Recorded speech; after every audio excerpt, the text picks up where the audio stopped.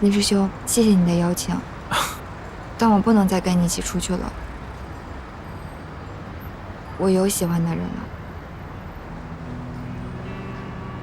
再见啊。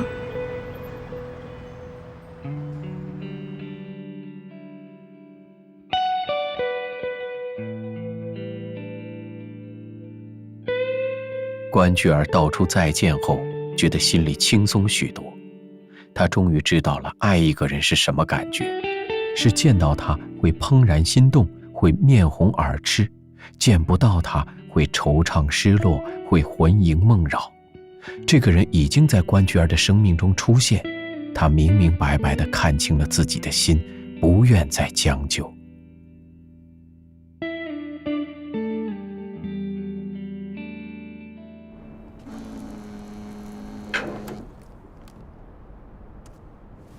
钱已经收到了。哎呀，我这不是刚陪人家从银行取钱回来吗？可是人家对方说呀，这个住院的费用是逐日产生的呀。今天才只是交了昨天和以前的费用，那以后每天都会产生的。还要多少？他们说这个每天1000总是要的呀。哎呀，小美啊，你说这可怎么办了啊？1天1000，那么你哥哥4天才会放出来，那么至少还要准备4000块钱。行了妈，你别跟我说了。小美，小美，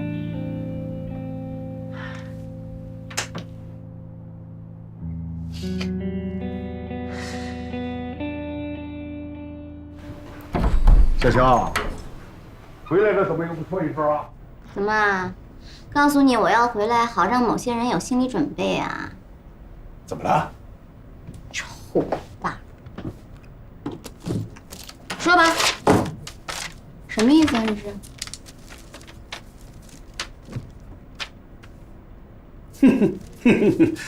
你是我女儿啊，给你电资发工资怎么了？是你的秘书打报告到公司，你又在出差。按公司规定，没有分公司老总的签字，一律不能赔钱，只能我私人借款给你。那你也不能这样，我已经正告财务了，以后未经我的允许，不接受你的任何借款。我独立的这么辛苦，被你这么一搞，人家还以为我靠爸呢。哼哼，好好好，爸爸听你的。那你保证不插手我公司的任何事儿？爸爸保证，绝不插手。那差不多。我已经向总公司请款了，把你借的钱全部打回你的账上。工资发放下去还剩下一些钱，我已经拿来报销了，就当是对你这次干涉行为的惩罚。你做什么事情，爸爸都没有意见。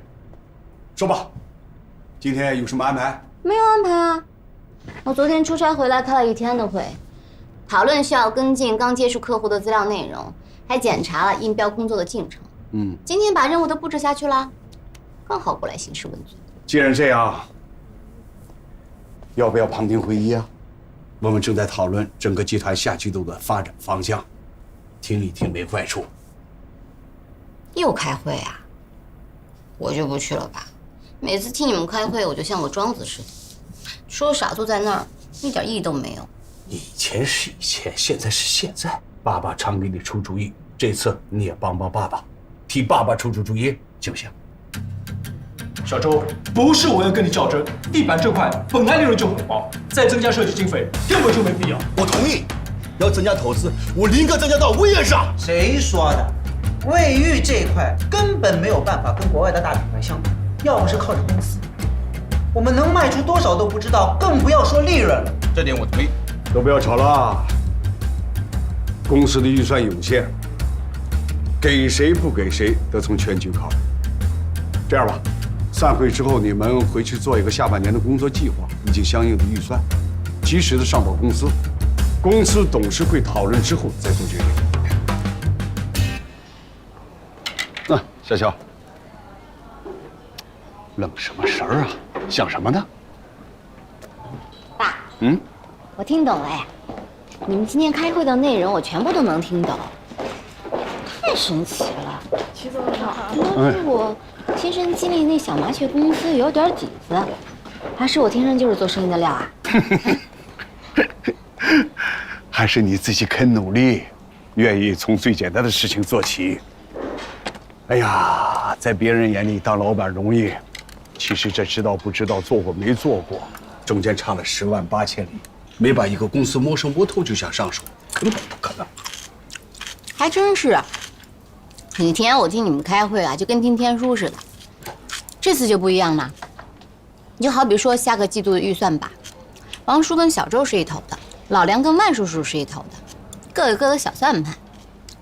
我发现这事还真的挺有意思的呀，比分析樊胜美有意思多了。不愧是我的女儿啊，这么复杂的局面一看就明白了。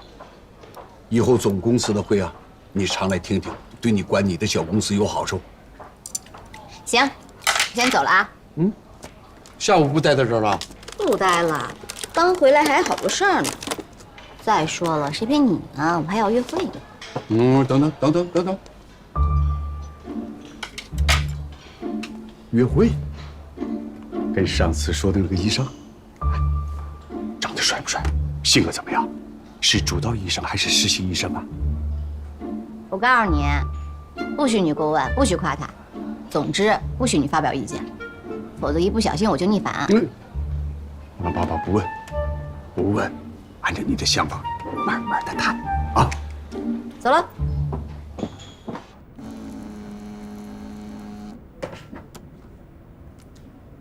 小曲，怎么了？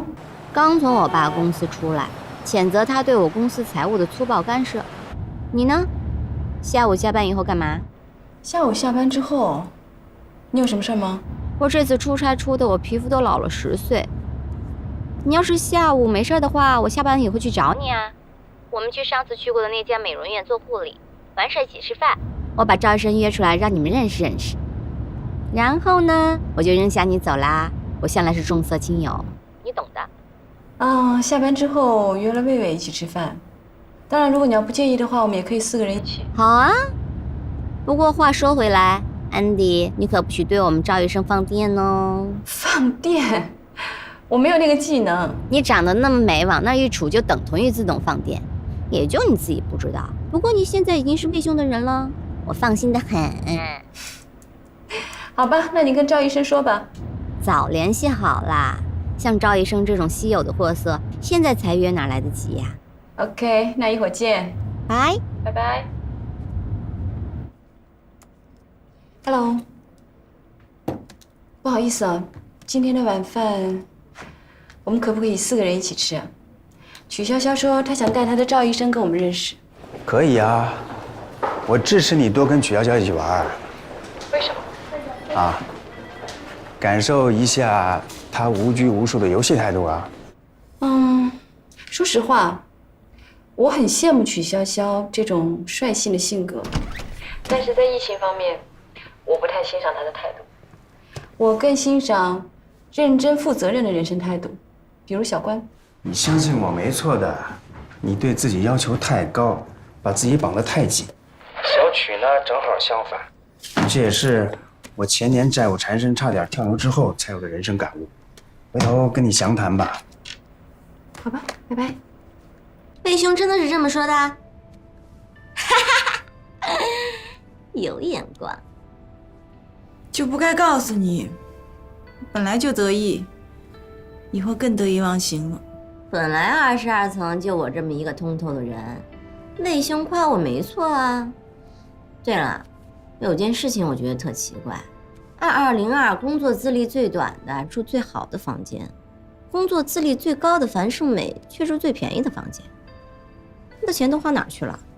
他才30岁，应该在人事岗位上没有待很长时间，而且也做不到部门经理的位置。看他也不像个部门经理，做事不够果断。那你是不了解现在中低层人民的工资结构。我这2天亲自招人才知道，现在用人成本有多高。像小修那种满大街都是的，当然便宜了。但凡有点本事的，价格就成倍的飙上去了。按理说，像樊胜美这种每天都处在跟人讲工资的位置上，她的工资价格不应该不符合市场价呀？为什么呢？哪有那么多为什么？每个人都有自己的理由，是别人不知道的。小樊最近挺不容易的，你答应过我，不再招惹他的啊。这里边肯定有事儿。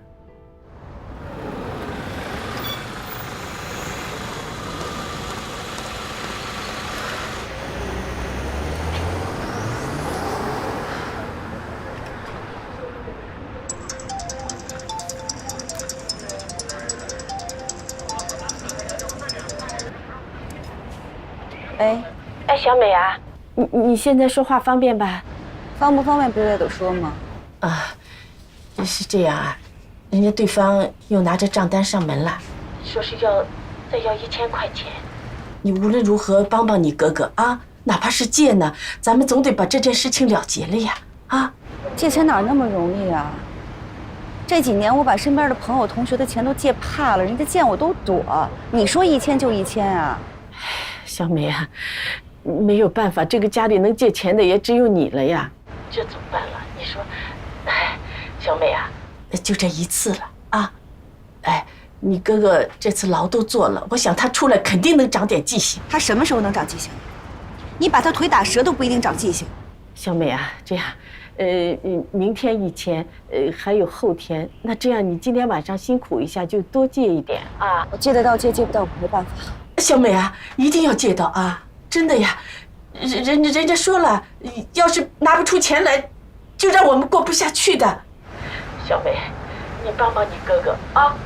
谁让你哥哥犯浑呢？我们也是没有办法呀，现在只有依靠你了呀！啊，谁让咱们是一家人呢？妈，我能有什么办法呀？啊，我也就是个普通的打工族，我哪能挣钱那么容易啊？要不这样吧，我去做3陪得了，好吗？小美，行了，别说了，让那些人回去等着吧。明天让他们到银行去，我能借多少就给他们多少。好了，明天他一定借到的。明天能有吗？有的。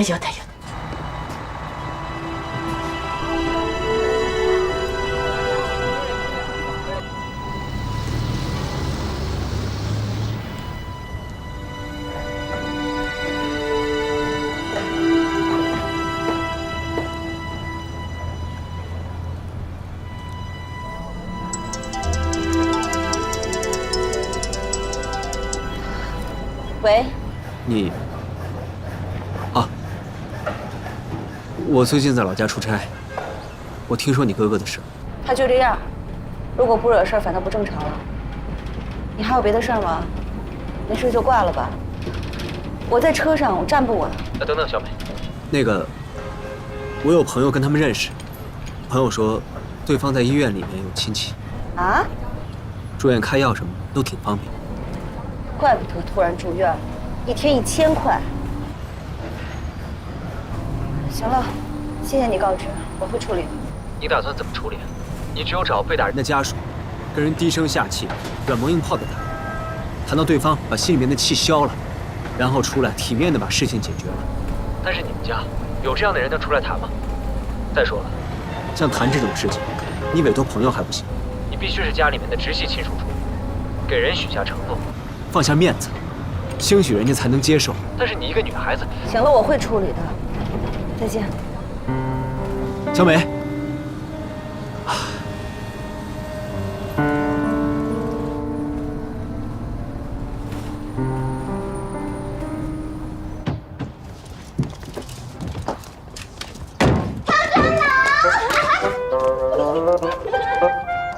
小妖精。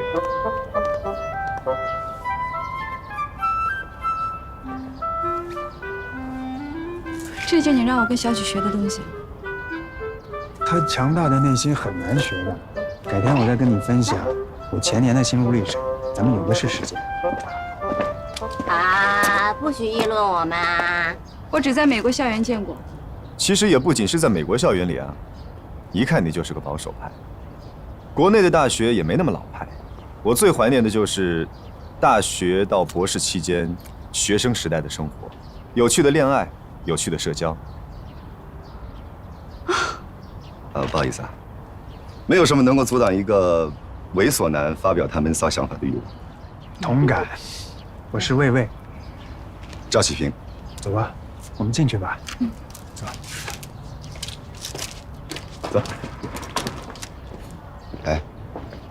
这两个朋友看上去跟你不太一样。放心，都是见多识广的人，而且跟你一样聪明哦。是吗？那是不是可以凑一桌斗地主啊？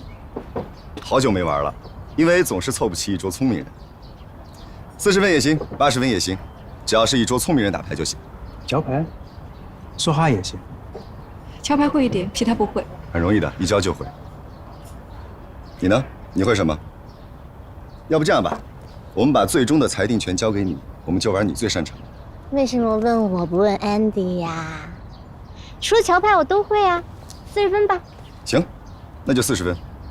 什么40分？一会儿教你吧。会打桥牌就会算牌，40分一教就会，很容易的。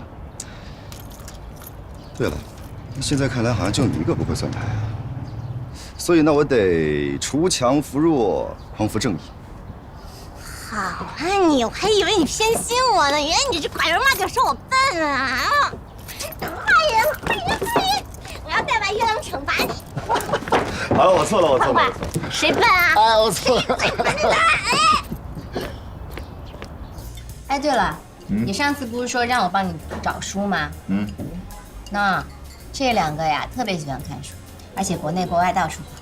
你把任务交给他们。是吗？那太好了。那我把书名发在手机上吧。啊。你会弹琴吗？外科医生的手是不是跟钢琴家的手一样啊？不会弹，只会听。发过去。啊。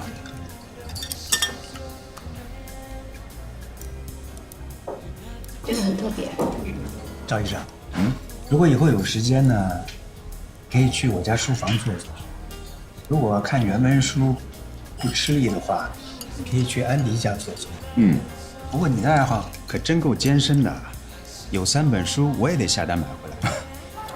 也不一定，我这个人呢，既看得来弗洛伊德，也喜欢海贼王，偶尔还研究研究《金瓶梅》。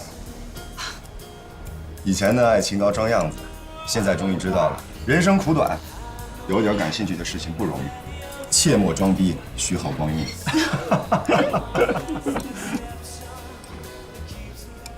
一会儿见。一会儿见。一会儿见。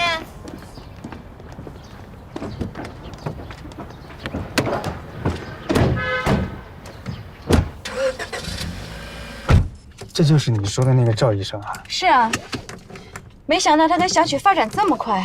不过小曲也是有本事，他们真是从完全不认识开始追的。小曲还有一半时间在出差。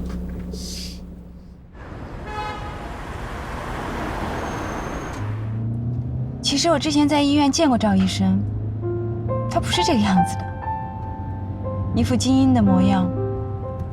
没想到平时这么活泼。小曲有眼光，我也挺喜欢赵医生的。这个人想得很开，也许是医生，看多了生死吧，而且还那么聪明，看那么多书。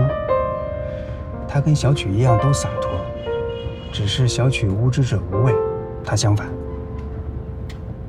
嘿，你又在研究人啊？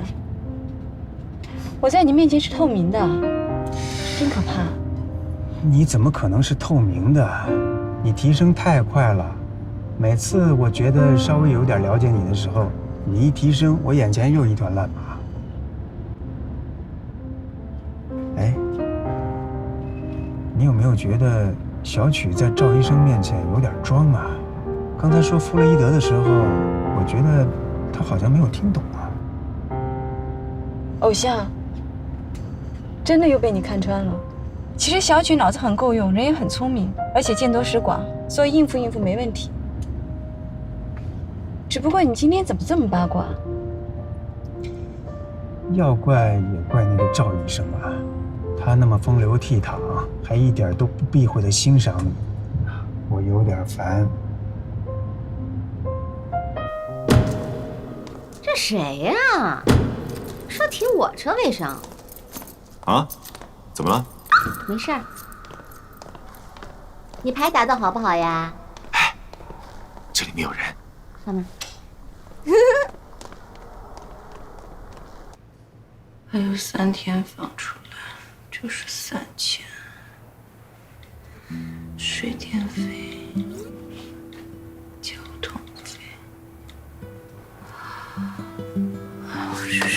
来这2000块钱才能熬过这个月。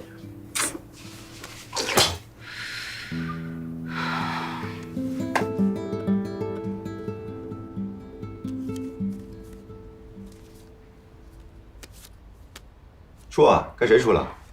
安迪，哦，到你了。等等等等等等，现在小曲的牌应该是最好的，有一对 K， 一个2，应该还有一对什么？赵医生的牌是1对4、1对5和一个2，所以现在外面还有一个大王，可以克你的2。你是不是从电视机看到我的牌了？没有啊。我的牌是透明的吗？还有个大鬼。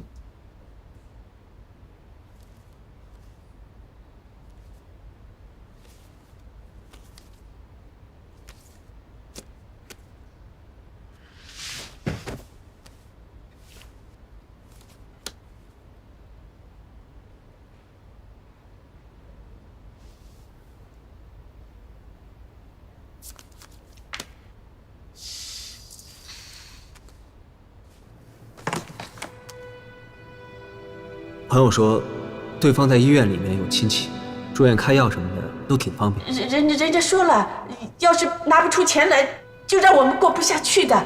小美，你帮帮你哥哥啊！谁让你哥哥犯浑呢？我们也是没有办法呀，现在只有依靠你了呀。哪怕是借呢，咱们总得把这件事情了结了呀！啊，我们都老了，就指着你来帮着你哥了啊！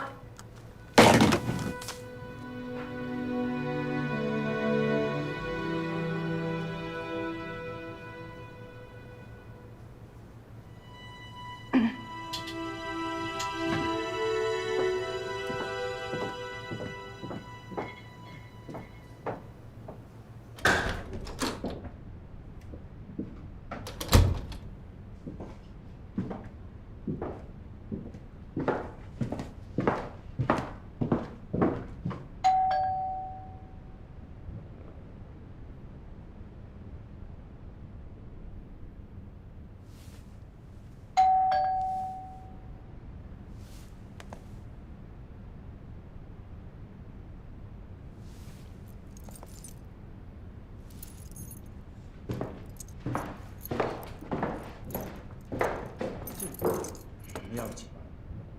哎呦，怎么还有这么多桃花呢？要不了啊！你还说我？你这个牌就不应该这么打。那走掉了吧？好的。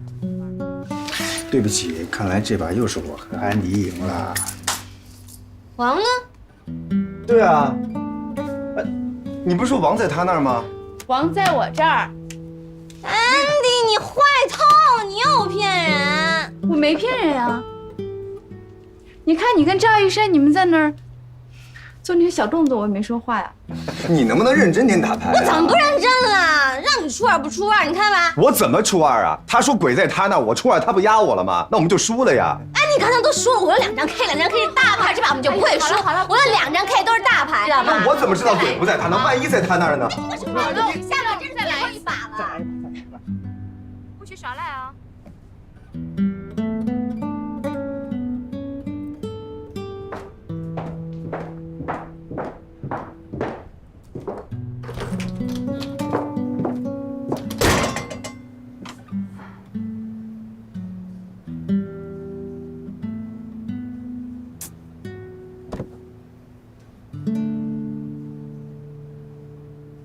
哎呀，我们这是要连升2级了。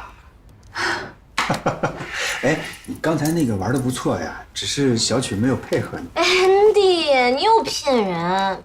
明明有2张 A， 还说没有，害我出也不敢出，白白丢了好多分。还有你，有王怎么不上啊？我都给你暗示了，让你拦住安迪，拦住安迪。要不是你让安迪上手，这把牌我们就不会输。哎，到底问题在谁那儿啊？你明明手上有同花在手，你肯定要得大牌保底啊！你出那么早干嘛呀？可是我哪知道他底牌有多大呢？不是，你这个牌就不是这么打，你知道吧？那应该怎么打呀？哎，好了，别吵了，搞一点小动作其实没有什么问题的，但是骗人不对啊，骗人就是原则性的问题了，都是安迪不好，明明知道你底牌放了那么多分，他还骗你，太坏了。亲爱的麦克贝斯夫人，您的双手也并不干净。夫人，你叫魏大哥夫人，难道魏大哥你竟然是小受？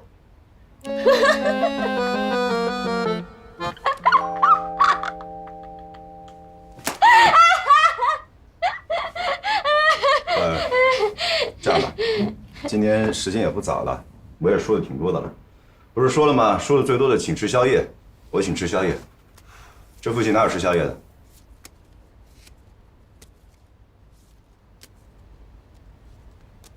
怎么回事啊？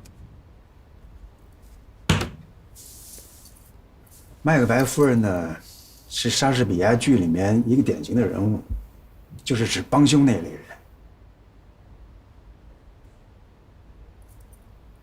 赵医生，不早了，我回去有个报价还要做呢，改天我去医院找你吧。宵夜今天就算了，走吧。别呀，我开玩笑的，别生气嘛。好吧，别，那吃宵夜去吧，好吧，我请客，好吗？别走啊！哎，安迪，哎，别走呀！开玩笑的。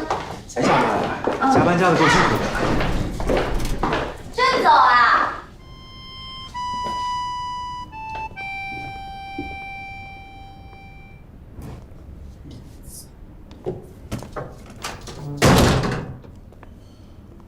你也别送了，回屋吧，外面还挺冷的呢。要不这样吧，我们去吃宵夜吧。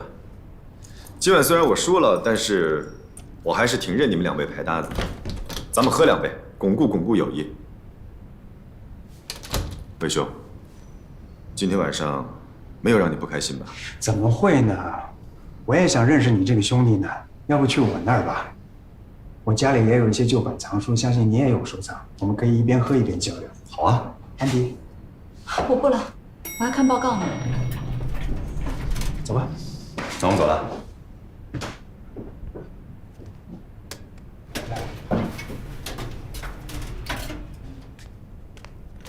安迪姐，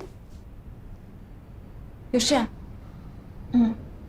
能去你那儿说吗？来吧。怎么了，小环？有什么事儿说吧。就是上回我跟你说我遇见了一个人，就是刚才那个人。赵医生，他是小曲的男朋友。小曲的男朋友。而且有一天，我看见他在小曲家过夜。哦，没事了，谢谢你啊，我先回去了。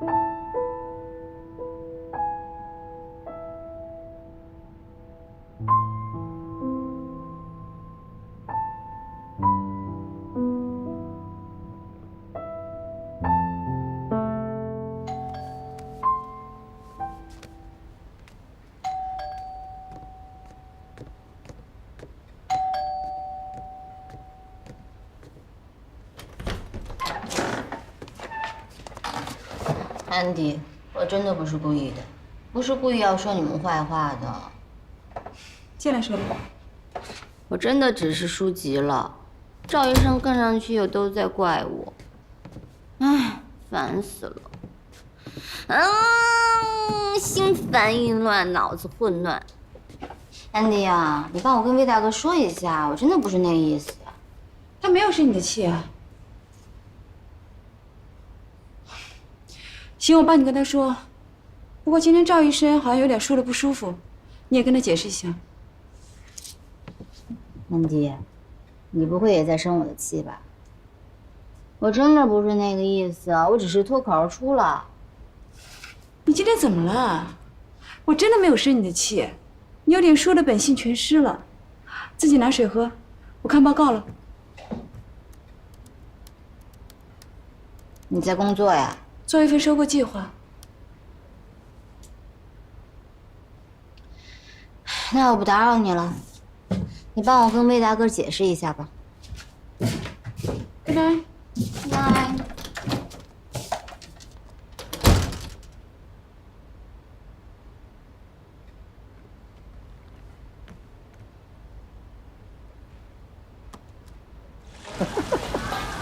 跟你说完之后，你都不敢吃羊肉了。是，没事。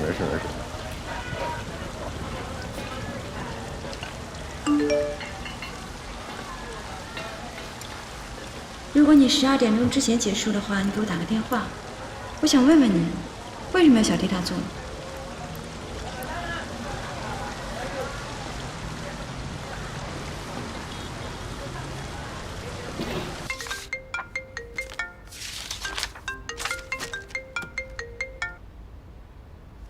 这么快就结束了？没有，我们从你家出来呀，就看见卖烤串的，2个人都饿了，所以就先吃点再走。那件事啊，没猜错，回头我跟你细说。你放心，我不会坏事的。羊肉串儿，新闻上不是说羊肉串的肉大部分都有可能是 Tom and Jerry 的肉吗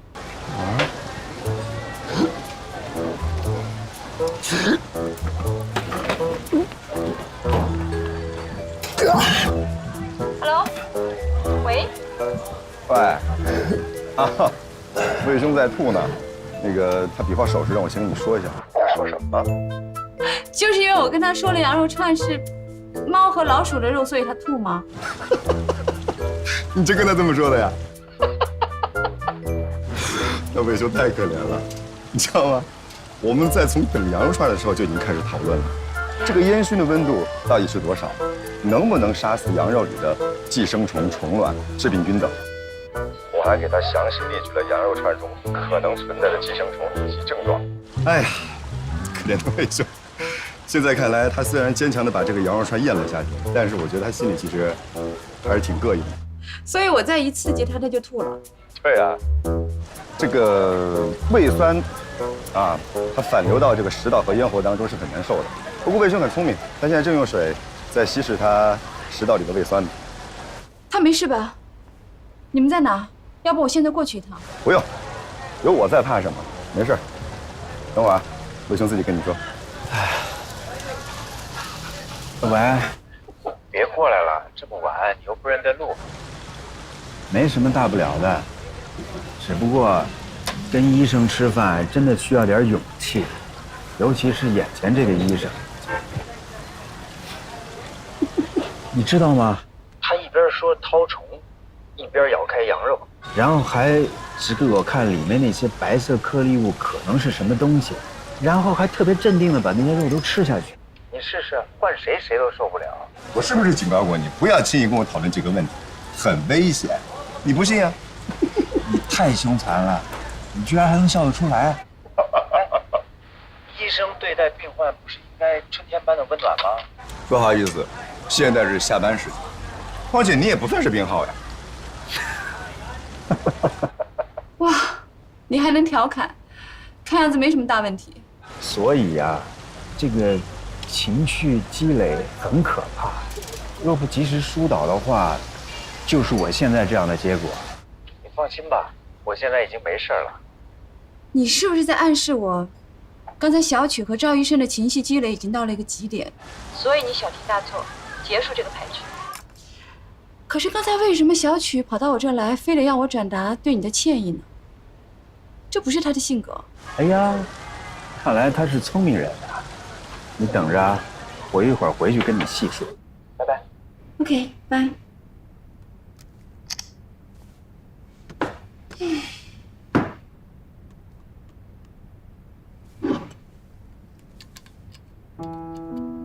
安迪心中的疑点得到印证，今晚的曲潇潇果然是反常，向魏兄道歉更是别有深意。他早就知道魏魏心思细密，非常人能及，但却想不到他一个行为之后还有更多的解释。普通打牌而已，难道还玩环环相扣？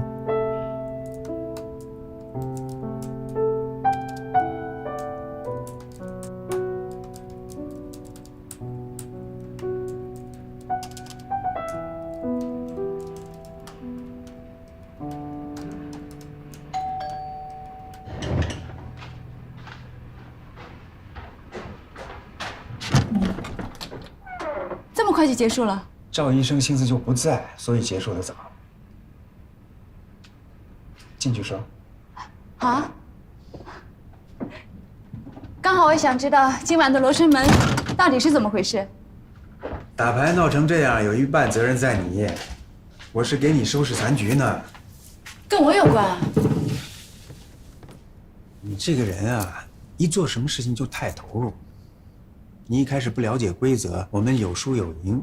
气氛还不错，在你第一次连赢3局的时候，我提醒过你放水，给他们留点脸面，你没在意，还越打越勇。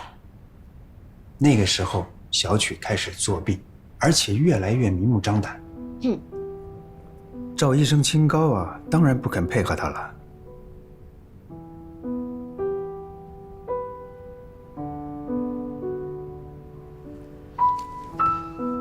但等你从算牌精熟到开始算人的时候，赵医生就对小曲的愚钝而继续作弊的不满上升到反感的地步了。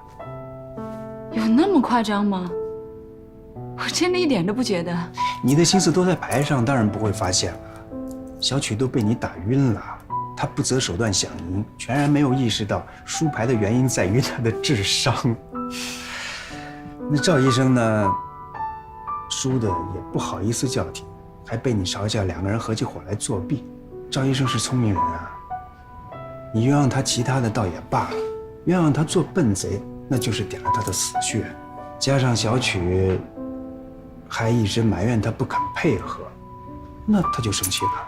你能不能认真点打牌？我怎么不认真了？让你出2不出2，你看吧。我怎么出2啊？他说鬼在他那，我出2，他不压我了吗？那我们就输了呀。哎，你刚才都说我有2张 K，2张 K 是大牌了好吗？那万一鬼没有在他那儿呢？你如果出2这把我们就不会输。我有2张 K 都是大牌。那你可以放水啊。我要是贸然放水，当然就被你看出来了。再说，我难得看你玩得这么开心，我不舍得打断你的雅兴。之前你跟我说小曲在赵医生面前有点装，我还不觉得。可是刚才小曲在最后开玩笑的时候，赵医生的脸色都变了，我都替他尴尬。亲爱的 Macbeth 夫人，您的双手也并不干净。夫人，你叫魏大哥夫人，难道魏大哥你竟然是小受？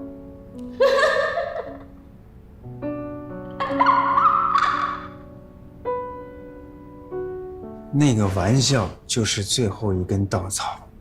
赵医生也许到现在才发现，小曲其实不学无术，论智商，论格调，他们俩不在一个层面。